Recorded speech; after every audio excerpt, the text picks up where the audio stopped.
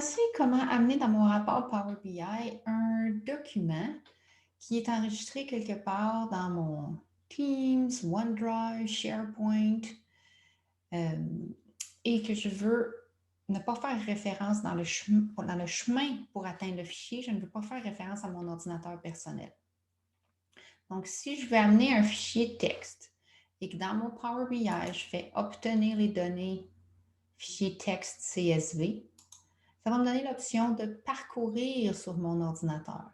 Et je pourrais trouver mon document potentiellement si, par exemple, dans mon navigateur de dossier, j'ai un lien vers mon OneDrive, mais le chemin qui sera enregistré fera référence à mon répertoire personnel. Alors, pour s'y prendre autrement, je me rends sur mon OneDrive, SharePoint, Teams, peu importe où est le document. Et où est le document que je veux importer?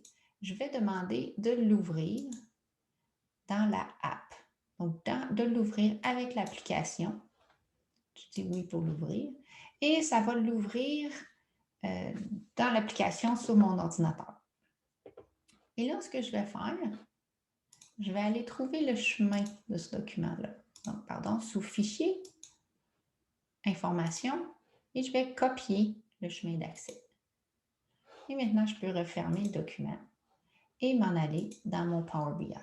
Et dans mon Power BI, pour amener ce document-là, qu'il soit Excel, PDF, texte, je vais l'amener comme étant un lien web.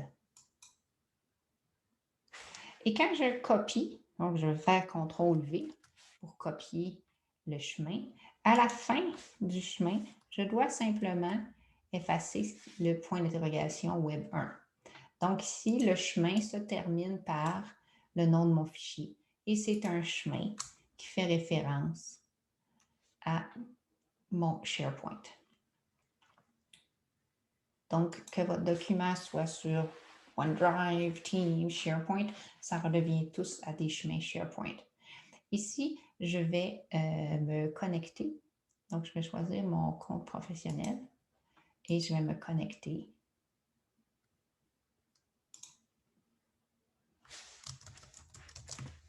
Je vais faire une autre vidéo sur quoi faire si on a saisi le mauvais mot de passe.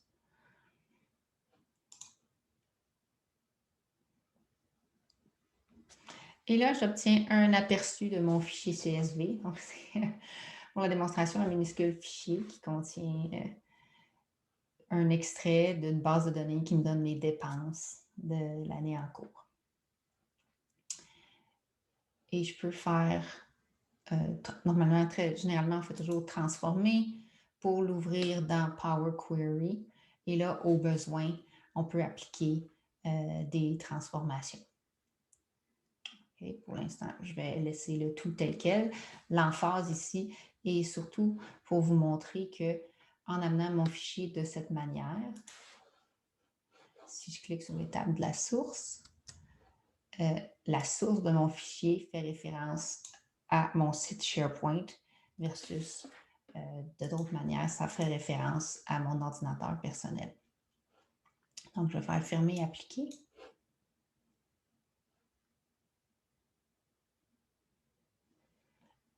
Et là, je peux utiliser, ça l'a amené mon extrait et je peux l'utiliser comme si je l'avais fait venir de la manière conventionnelle.